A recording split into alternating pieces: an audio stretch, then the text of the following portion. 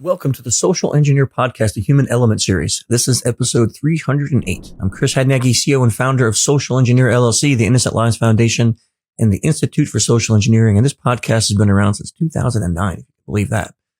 As always, the sponsor for the show is our company, Social Engineer.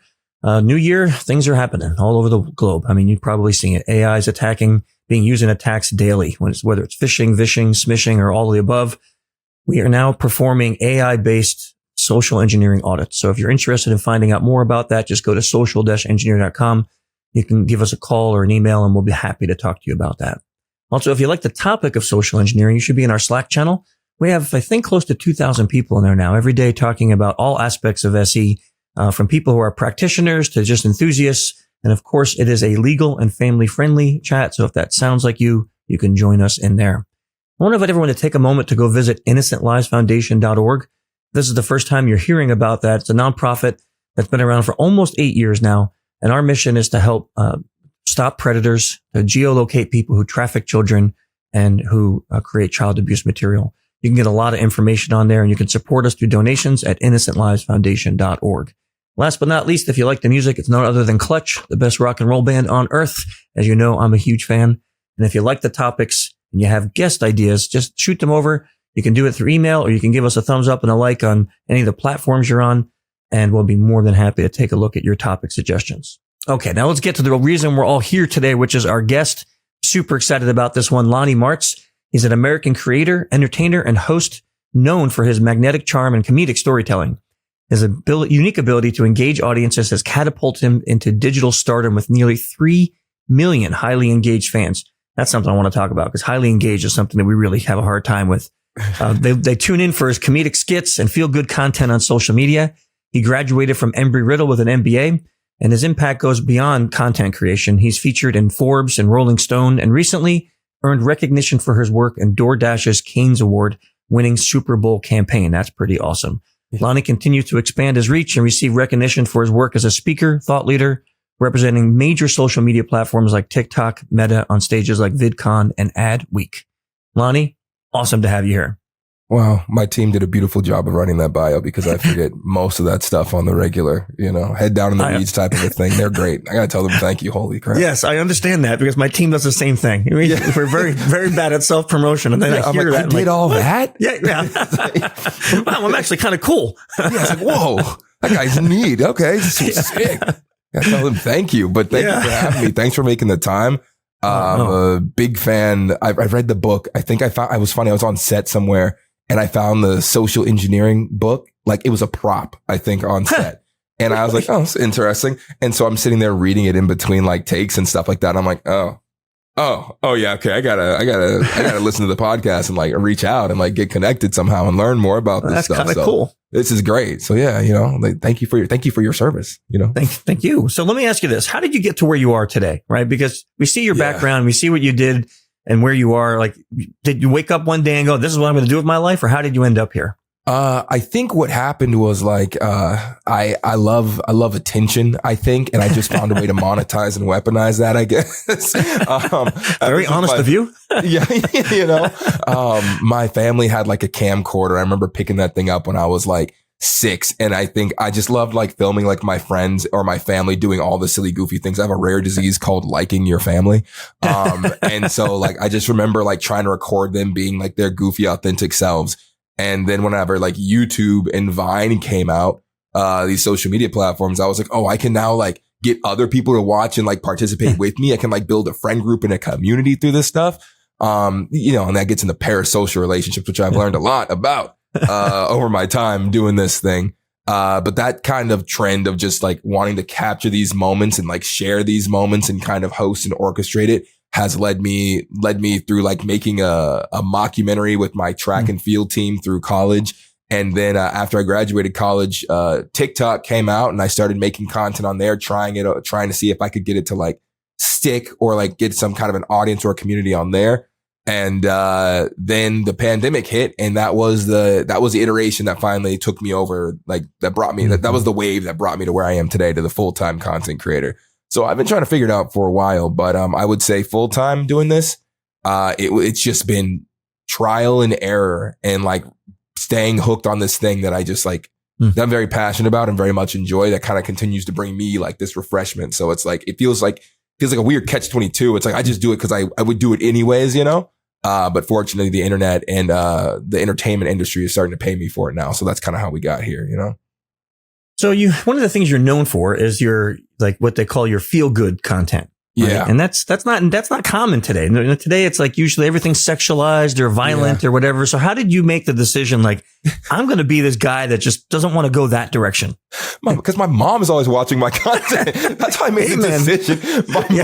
My mom's like, she's like, I would say, I think in like earlier videos, I would make just like a slightly risque joke or maybe like a butt joke or something like that. And she'd be like, she'd see it. And she's like, your little sisters are watching your content, right? They're your little sisters and their teachers watch your stuff. And she's like, it's so rare to have stuff that's just clean, fun comedy. I think I just got guilt tripped into it, Yeah. But I got guilt tripped into it. But now I'm like, you know what? You can get different brand deals that you wouldn't be able to get if you were, if you were more adult. So keeping it family friendly and like, I try to like age up my content a little bit as I grow. Cause I think I love providing this like refreshing, feel good content in these moments that are just like, you can just escape, this escapism type of a thing. Like I'm the internet tour guide. Like I'm taking you to these moments and places and showing you these things, just get away from it all for a while. But, I do also try to tap into those real things that can actually help people navigate real life as well. And that's where I think the engagement and the real community kind of come in, So, that's why I did it that way, just because I'm scared of my mom. That's literally why. Well, you know what? I love the answer because when I started this podcast, it was 2009 and most of the industry podcasts were pretty raunchy. Yeah. And my daughter and my son listen to everything I do. And I said, I can't have something where they're going to ask me about horrible things. And I have to go, oh, that's not something you ever want to think about. Right. So that really, my decision was the same. My kids are going to be listening to this and I can't explain to them. So we've never had, like, we don't curse on this podcast. We don't talk about that stuff. So when I saw your thing, I was like, oh, this is really cool to find someone else that it kind of has that same mantra. And it's just, family's usually the motivator, right? Can't get in trouble at home, Yeah. Just try to stay out of trouble. Well, I mean, like you said, you have that rare disease of liking your family. So that means that you're going to do things to make them happy. So that's kind of exactly, cool. So hopefully they're happy with me. My little sisters don't think I'm funny though. And that's also one of my motivators for having this career. I'm like, one day I'm going to take a picture with your favorite celebrity and I'm going to rub it in your face. And then you'll have to admit that I'm a cool older sibling. So that's it. We're getting there. We're making progress. You're getting there. So talk to me about this DoorDash Canes Award. This is a pretty big deal. Yeah. So, again, my manager is fantastic. Like, I love people. I love networking. I love like hosting and communicating off the cuff, improv. That's my stuff. My manager's like, that's super great. How's that going to get us paid? How are you going to make a business out of that? And I'm like, that's why I hired you, and, I'm the content guy. Exactly. I'm the ideas guy. You're the money guy, Yeah, right. But he was able to, connect us to the DoorDash team or the Wieden & Kennedy team. They're like the ad agency in between that, handled the whole thing and brought basically DoorDash together and then found me.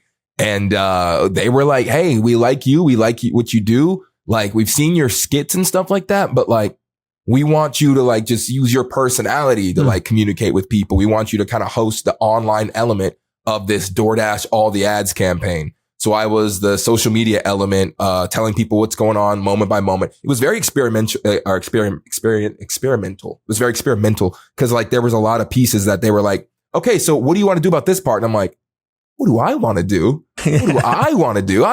This is not my multi-million-dollar campaign. What do you guys want to do? And they're like, all right, we're going to figure it out. And it was so much of just like trusting them. We had some moments where we kind of bumped heads because they're coming from the traditional side and I'm here on this like newer side. Like, hey, this is how you like have to talk to people now. This is too long. This is too wordy, or this is like cheesy, and they were very receptive, very open. And it wound up winning an award it wound up winning the award, So I was like, oh, okay. So this did work out, cause sometimes with viewership, it can be kind of interesting to try to figure out like, is this working? Is it resonating? Is it engaging people? Is it like connecting? Is it getting people to want to share it and how and why? But, it worked. It was a big project, but the team knocked it out of the park. And like, we have the award to show for it. So it was a very unique process. I think it was not what I was expecting. Mm-hmm. You ever wake up and you're just like, what the heck? I just did this thing for the Super Bowl. Yeah. Yeah. Often. It's funny. I've done, like I said, when you're reading the bio, I've done so many different things. Like I've worked with Rolling Stone. I've been on stages. I've gotten interviewed by the CEO of like Instagram as well. I host a show with E! News, and I'm like, this is insane. This is all so very insane, you know, but I think it's just, again, a weird catch-22. And I'm like, sometimes I'm like, those are very cool moments, but the moments that like get me most excited, I'm like, when I can like hang out with my friends and go on road trips, you know, I'm like, all this stuff is insane. It is so cool. But being the social person that I am, you know, I've grown up to be like, all that stuff is cool, but it's more cool when you can do it with people you like and, you know, people you love and stuff like that. So it's a lot of times like those moments I'm very proud of, but a lot of times the moments I'm most excited by are doing like just having dumb night outs with my friends and going to Waffle House with them and stuff like that. Those are the best times, aren't they? Those are the moments where I'm like, wow, if I died right here, I'm happy. We're so good. I mean, the 2 a.m. dance party in the middle of Waffle House, you'll never forget that. A dance party, a fight in the parking lot. What more do you need? You know, that's living. I mean, our Waffle House right here is next to a psychic in a box. You know, I mean, you can't make this stuff up. You know, it's like better than that. That's life. That's living. That's living. So talk to me about, you have these like 3 million, but they're highly engaged followers. That's something that I think a lot of people would love to know. Like, how did you get people to be highly engaged with you and your content? Okay. So like, I've read so many books, including yours, because it's like, the journey of my content is an interesting one. And I think for anybody, I don't know how many people you have in the audience who tend to like lean into content creation or building that community or building that audience. But, my journey is an interesting one because like I said, I was just trying to figure out how to bring people together since like the start. Right. But when I went viral on social media, on TikTok, I got all these followers from all over the place, all over the political spectrum, which was an interesting thing to start to try to figure out. But what it did to me was made me realize, I'm like, okay, so we have like 3 elements here. We have the content people love. We have these literally two factions of people who are enjoying this content. And then we have me who kind of brought it all together. And it's like, how do we make all of this fit? And it launched this journey of like, I don't think I can keep on just feeding this like beast of like what people want and like, just like, you know, almost putting fuel on the fire. Cause I'm like, yeah, we have these people who are just go at it all day. Cause it's like the stuff I got famous for was making a series called God and Gabriel. Right. And it was, God's angels and then God with the weird Morgan Freeman type of impression or whatever. And people loved it. And it was just, and it attracted these audiences. One half of the audience was like, this is so fun. We watch your videos in church every week. This is so great. And the other half of the audience was like, hey, this is so funny. You're making fun of God because he's like not even real. Right. And I was like, okay, everybody calm down. Everybody calm down, please. I never said either of those things. Right. But it created this still relatability because like whichever side you're on, you're like, oh, interesting, you know? Yeah. And what that's done is it's this great viral moment. But the thing about virality is that it can come and it can go. And I realized that like, yo, if we want to build something sustainable out of this, we have to figure out what do these people want? Why are they here? What do they value? And how do we continue to like be the artist that I am that brought me here and follow my core values of why I started making content? And then what do they want? And what is that overlap? And that overlap isn't always as easy to find. There's a couple different ways. You could ask a bunch of questions to figure out exactly who they are, or you can put out a crap load of content to try to see what's resonating, you know? But it's been a 3 or 4 year journey of figuring out how to like, not just throw stuff out there on the internet, but how to make an actual community that, that's actually getting value that continues to return because of the value you're providing beyond just like a funny 15-second sketch, you know? There's this book. It's called, what is it called? Is it called Why Nations Fail? I think it might be called Why Nations Fail. I don't know if that's the right book I'm thinking of, but it basically gives this concept of like, nations that do well or nations that tend to fall apart have this extractive culture, right?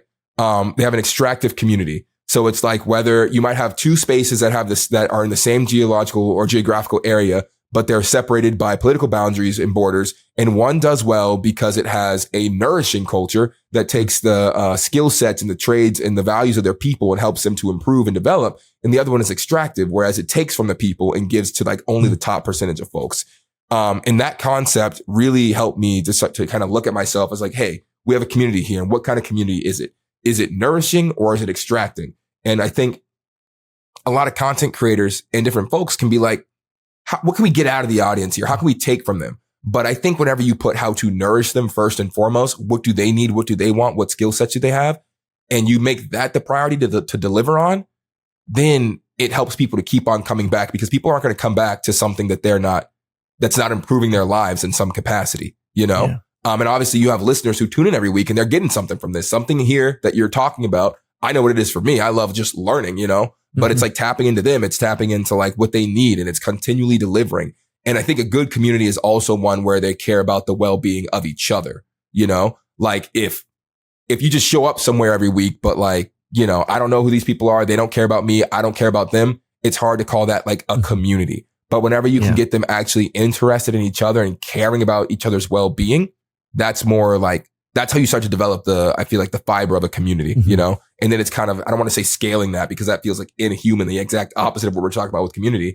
But it's like, how can we deliver on that more and more to more people? Sorry for my monologue. Thank you for coming to my TED Talk. I apologize. No, that was exactly what I wanted. Because it's interesting when you think about the first thing you said about having these two groups that are like diametrically opposed, yet they both like your content. I found that when you have good, clean content that is just not politicized, and it's not taking a side on either thing, that's the common ground, right? I remember once reading I think it was a Psychology Today thing, but it was talking about common ground. And it's like, you know, even evil people will still probably smile at a puppy playing in the grass, right? Right. So even like really evil people can like really, really nice things really that we like. Similar things. Yes, right? So you just find that common ground and you can touch on both sides, which is what you've really done that. I mean, it's kind of funny. Like you had like atheists pinging you, and then, you know, churchgoers pinging you for the same skit. Yeah. They're like, these are so great. You should come to our thing. And I'm like, hold on. Hold on a minute, guys. I just made a funny skit. That's it. Exactly. You know? But that's a very good point. It's like, I love, and I think that for me, a piece of community is like finding the common ground. Like, what do we all have in common? What do we all love? There comes like times and moments with that. That's like, okay, now that we have our common ground, are these differences going to like threaten that? Right. You know, how do those differences play in now? You know, which is something that I'm currently still like figuring out. And I think the other thing that you realize about building an engaged audience is like, you could take like the 5-day approach, or you can take the 5-year approach. Most people don't want to do the 5-year approach, but I feel like that is the one that is the most sustainable and most potential for virality. And also, to be honest, not everybody can always afford to do like the 5-year approach. You know, you don't always have that kind of time. But I think if you do, and if you can be patient, it's a lot more impactful, and you get a lot longer lasting results with an audience and a community. If you can like say, how do we build this up? So in 5 years, we have X, Y, and Z, you know, that'll, I think that really helps establish a sustainability to the growth you get. Yeah, I agree. Because I mean, we see it every day. These people who get really super famous for saying something funny on the street, or now they're TikTok famous and they're making millions of dollars, and then like you can't even remember their name. You know, right. Rug pull. Yeah, right. And then you're sitting there like, oh, well, that was their 15 seconds of fame, and now it's gone. That was fast. You know, that building that sustainability. I think a thing to know too, you kind of see it. Short form creators tend to have the quickest like turnover rate, or the quickest life cycle. Whereas YouTubers who are sitting here making these 12 to 20 minute videos, sometimes 45-minute videos, a lot longer. And then you have like these Twitch streamers who are sitting with you for like 6 to 8 hours a day. Yeah. And those people have like the type of audience, and it's kind of, there's a couple different reasons for that. But, you kind of see it there too. Like the TikTok rise, fall, whatever. YouTube. Oh, okay. We got a little bit more sustainability here. And then the Twitch people, I'm like, wow, you guys could run for office, you know? Yeah. I mean, I don't get it because I'm not a gamer, but my son will sit there literally and watch people play games for hours. And I'm like, wouldn't you want to just play the game? And he's like, well, I'm getting better by learning from them. Right? It's like, I realize it's like ESPN Sports Center. Yeah. It's like Sports Center. It is just like Sports Center. It is, it's like, hey, why don't you want to just go play basketball or football? It's like, can't do it at that level, but I'm learning, I'm learning some little things, and I get to contribute my thoughts and ideas. So it's like the video game version of Sports Center, in my opinion. I think that's the crossover. That's what it is. It's exactly what he said to me. You have the real time contribution to the conversation as well. You know, in Sports Center, you just kind of watch and you think and you talk to your buddies wherever you're at, barbershop, bar. But in Twitch, it's like immediately, it's like, I don't like what you did. Or like, look behind you. It's like, oh my God, this is crazy. Real time feedback, you know? And then you can also talk to the other members who are there as well. So it's like, I might not physically be in a barbershop or at a bar, but we are here watching this experience together. And that is the community part. Exactly. Right? Because you're all there for the same reason. Yeah, it really does. It really, really does. That's fascinating. There's the different levels that you talk about. Yeah. But it is true. Those short form people, like, I mean, you could just go through even the last 12 months and you can probably pick out dozens that rose so quickly and then bam, they're gone. Right. There's whole companies helping and teaching like creators how to make those 15 seconds or those 15 minutes of fame last, you know?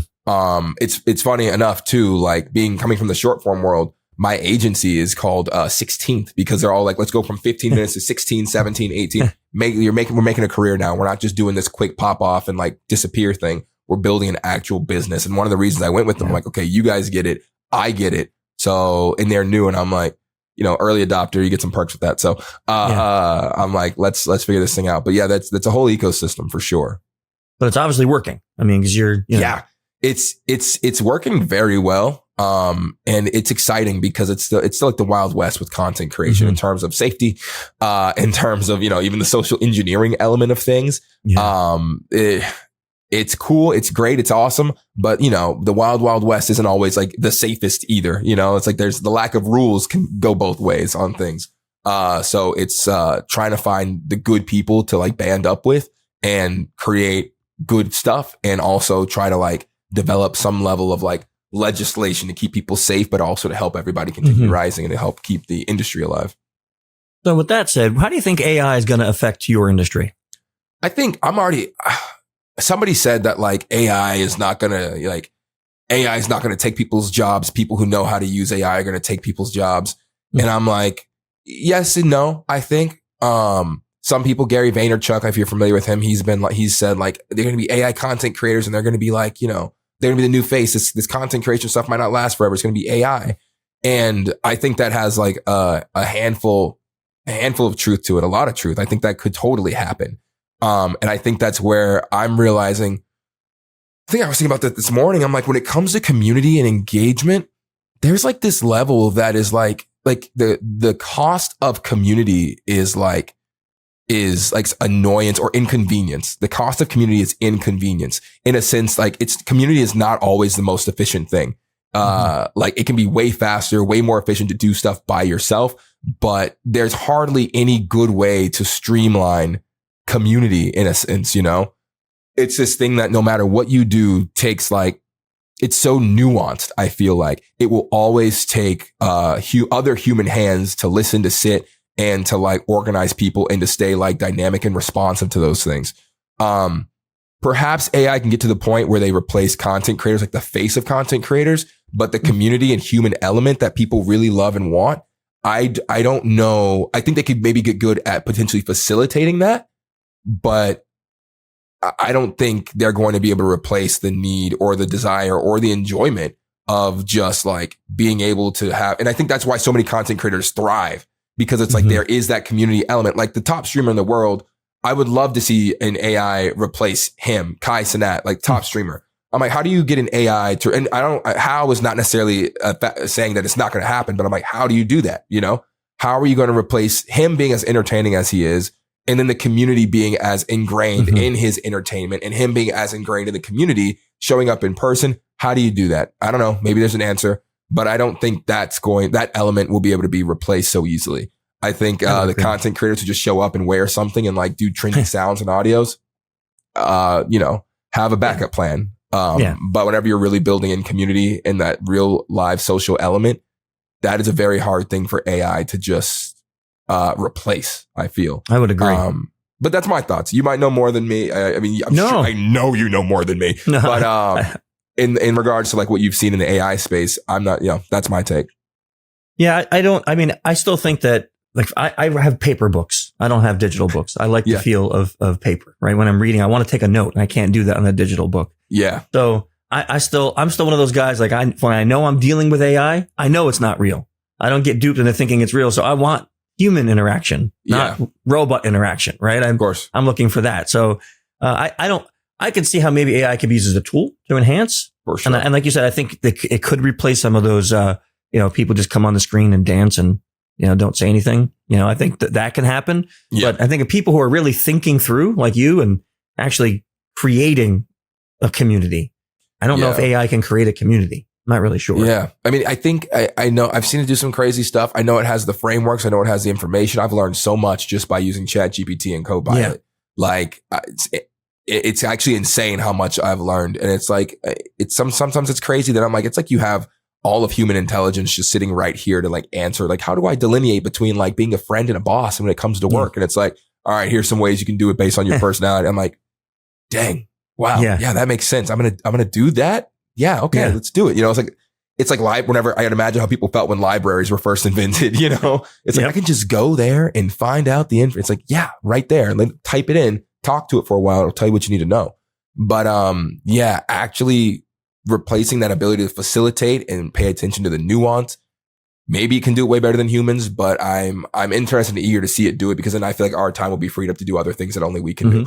But as of right now, I feel like that's where that's where humans and those skilled content creators are going to be able to shine and thrive.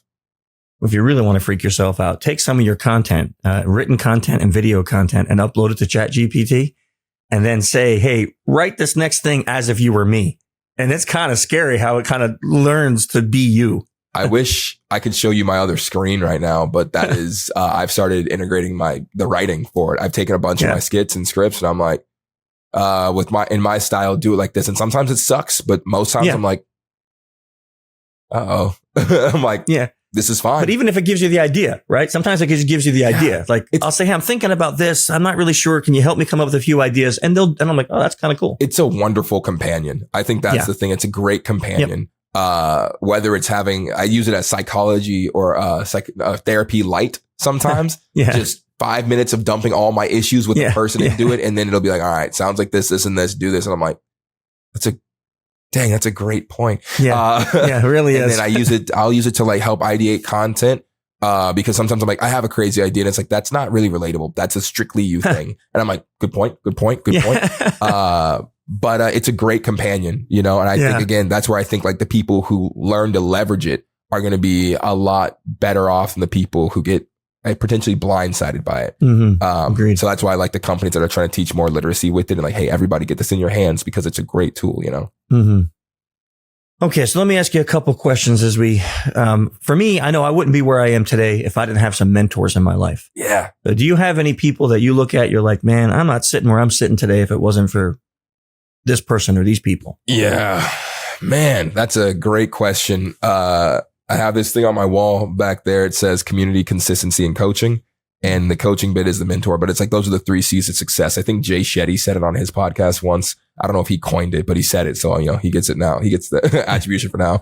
But like that mentorship and coaching, for one, my mom and my dad, they're fantastic. I will harass them for hours. I'm like, about the same question. And sometimes they just listen. Other times they're just like, because they know me so well, they help. They don't always know the answer to the question, but they know me, and they are able to help direct me in that regard. So they're fantastic in that regard.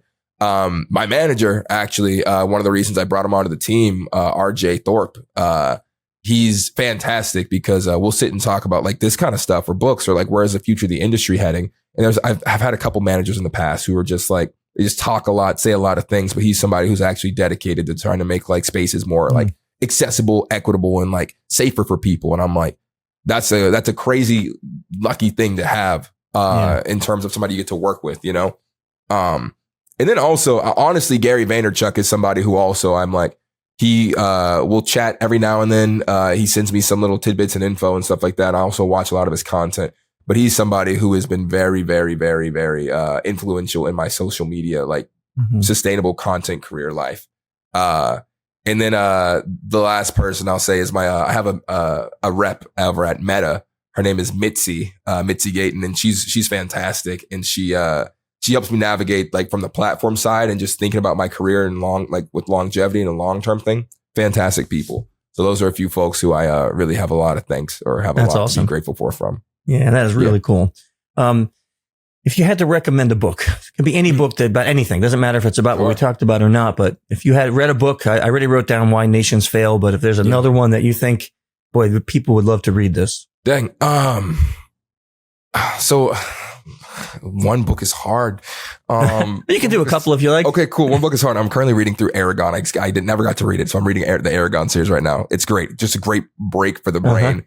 helps build empathy for things that don't even exist, but it's great. And then I'm also reading President Barack Obama's book, The Promised Land. And it's great for community because it's interesting to see somebody coming from seeing somebody coming from a more marginalized space and trying to unite and bridge the gap between so many different groups of people. His story is very, very, and it's a long book, very long book, but his story is very inspiring because it's like you're going into the most influential, most powerful place in America, in the world at the time. And you're trying to do it not necessarily by force, but by bringing people together and giving people what they need. You know, depending on how you look at it, depending on, you know, where you come from. But his accounts of things is very, very helpful. And then the last book I think is in terms of like business element of stuff, the book that really flipped over things for me was Rich Dad, Poor Dad. Big capitalism guy. And there are some things you take, some things you leave. But it was very, very useful to see like, hey, this is how most people exist in America. This is the game that's happening in America. And this is how the people who are succeeding think. And you can do with that what you want to do, but it's hard to get ahead or to have a business or to have something you're trying to have make money and not understand the different like schools of thought. So those are the ones that I would kind of recommend or point out, I guess. That's amazing. Great list. And we've never had any of those books recommended. So cool. This will be all new ones on our list. I've been asking that question since 2009 and people started actually making reading lists based on guests. So we actually have it on our website now. Oh, cool. We have a reading list on the .org. What's the book that gets recommended most often? I would say probably one of the ones that we have that gets recommended the most is Joe Navarro's What Everybody Is Saying. Oh, yeah. Richard Cialdini's Influence. Okay. Yeah. The Win Friends, Influence People. That one. That was going to be book number 4, but I'm like, I think these are good starters. Yeah. So I think that, we get a lot of those, like some of the biggies that everyone knows about, you know, What Everybody Is Saying, you know, don't cross. Yeah. That's a great book. Closed off. That's a great book. I love that book. It's super great. I need to buy, I had it. I gave it away to a friend because they wanted to borrow it. And if you lend a book to a friend, you'll never see it. Yeah. I got to buy that one again.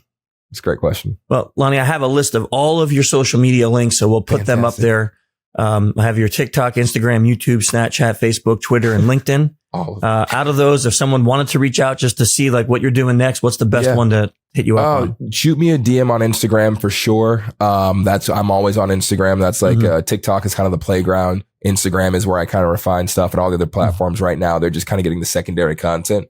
Hit me up on Instagram, shoot me a message, let me know where you found me, and I'll get back to you probably within a few hours. I'm always on social media. I need to do better. But feel free to follow if you want some feel good, refreshing content, a little bit of perspective on life and liberty and the pursuit of happiness. I don't know, you know. Thank you, Lonnie. This was a really awesome conversation, a really great episode. Thank you for coming on. Great. Thank you so much for having me. I appreciate you. Thank you to your team for helping to organize all this, and to all the listeners. Thank you guys for tuning in. Thank you all for joining us. Hopefully you enjoyed this episode as much as I enjoyed doing it. Next month on the Human Element series, we're going to have Doug Thorpe. Now, maybe he's related to your manager. I'm not sure, but maybe he's a leadership expert. So we'll see. It's going to be fun. Till then, stay safe.